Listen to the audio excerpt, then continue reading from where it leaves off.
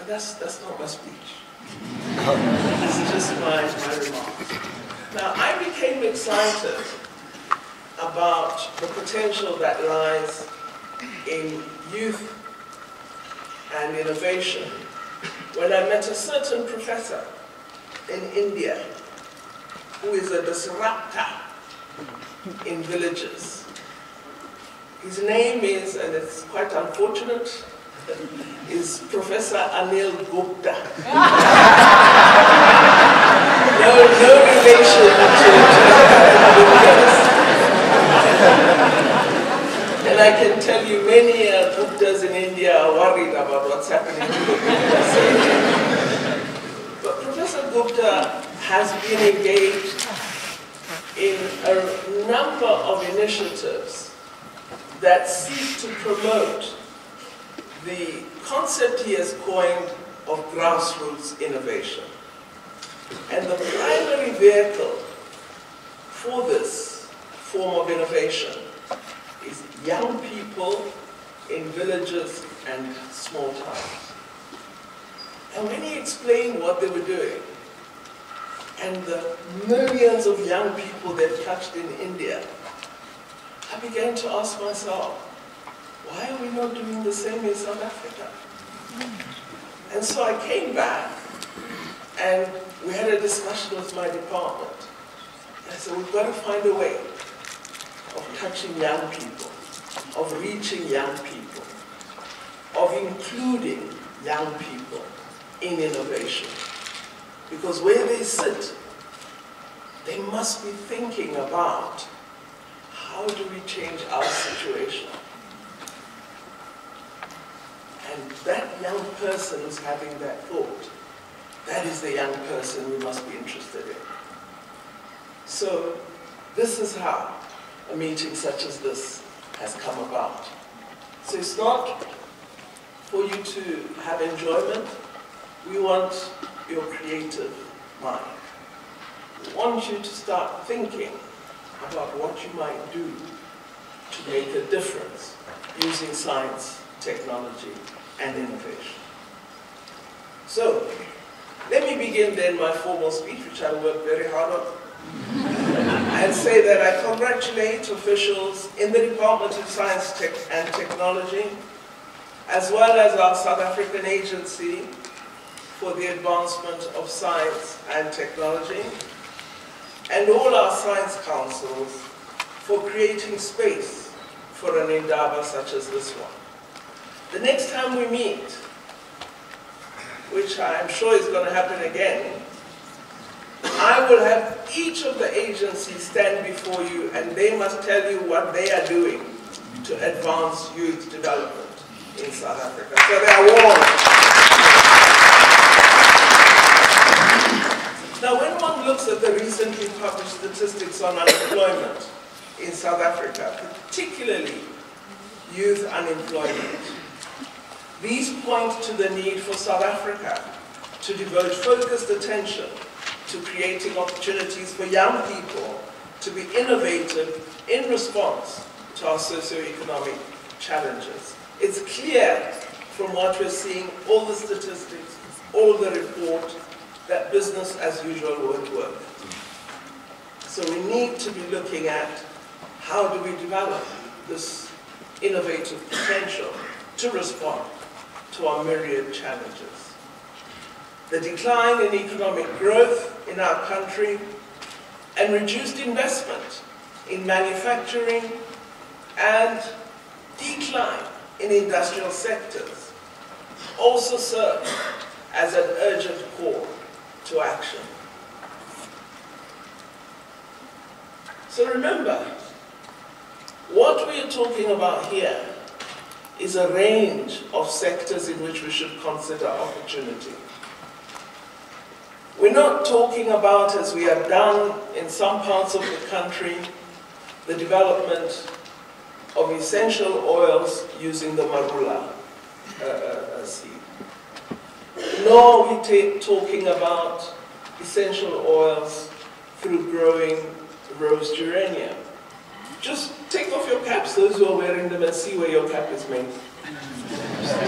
Very few of you will fact made in South Africa. Those of you who are wearing t-shirts, just lift up the label. If it's not India, it's China. If it's not India or China, it's South Korea. Because we have capacity that is far too small.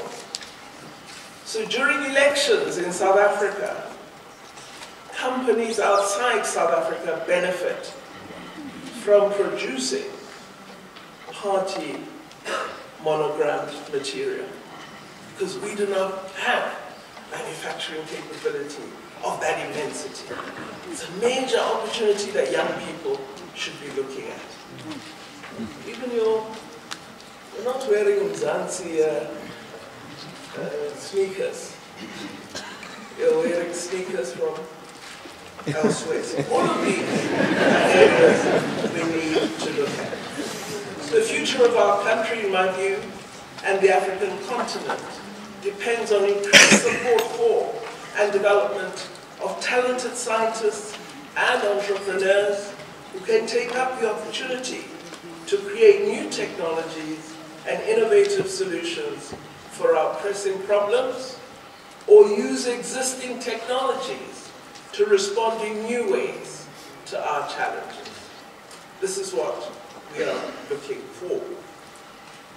With the unprecedented growth in many tech sectors, in particular mobile and information and communication technology, there's never been a better time in history for young South Africans to develop solutions that can address this plethora of opportunities. Of course, as we speak today, we also need to be quite honest and realistic about what we're talking about. Not everybody can be a grassroots innovator. So if you think you will sit in the village, you're not going to go to school, you'll dream up some innovation which will make you a billionaire, you're actually not quite realistic in your assessment of the opportunities. What we want as first prize is, yes, to develop the opportunities, to hone some of the ideas that you have. But the key thrust that we are looking for is for you to proceed to become exceptionally skilled researchers and innovators, trained at the highest level to produce global products that will rank us among the top in the world. So as we talk about grassroots innovation, we are not talking down achieving a PhD. Let me make that exceptionally clear. Grassroots innovation does not mean you neglect the need we have for knowledge workers in South Africa and Africa. So let me be clear on that. If anybody is telling you, can continue, don't study, don't do maths and science, we'll get TIA to fund you, we're playing. We're not being serious. We need more and more masters and PhDs. We need more and more young researchers, because you are best before you are 30 for us. That's what we are looking at.